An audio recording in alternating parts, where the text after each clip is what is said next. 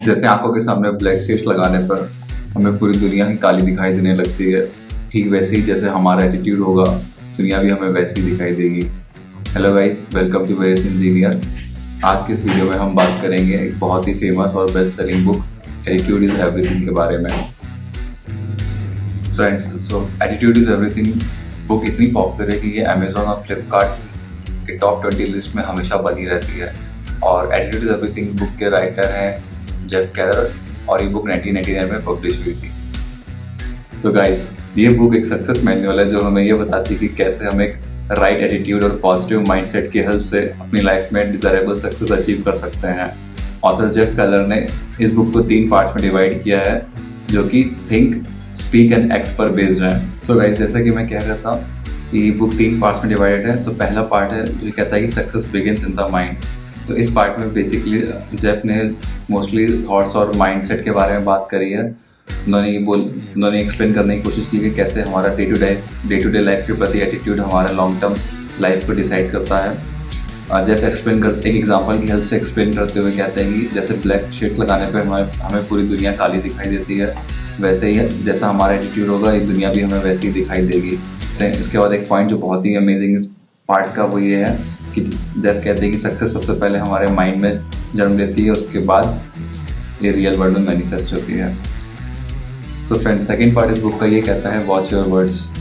Friends, Tom Hopkins के coat है जो ये कहती है कि हम जो बार बार बोलते हैं वही हम बन जाते हैं। इस पार्ट में जेफ ही सजेस्ट करते हैं कि हमें अपने वर्ड्स को बहुत ही केयरफुली यूज़ करना चाहिए। चाहे हम खुद से कम्युनिकेट कर रहे हो या अपने फ्रेंड्स से, हमें उन्हीं वर्ड्स का यूज़ करना चाहिए जो हमारे गोल्स अचीव करने के लिए हेल्पफुल हो। हमें कभी भी नेगेटिव वर्ड्स का यूज़ नहीं करना चाहिए।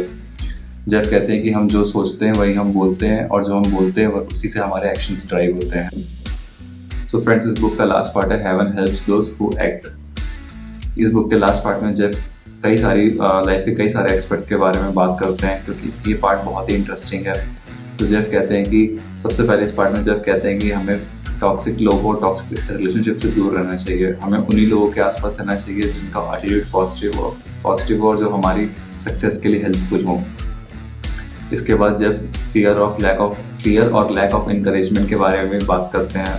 जेफ बताते हैं कैसे फियर और लैक ऑफ इंकरेजमेंट की वजह से हम लाइफ में ग्रो करना छोड़ देते हैं और बहुत ही लिमिटेड शेल में रहने लगते हैं।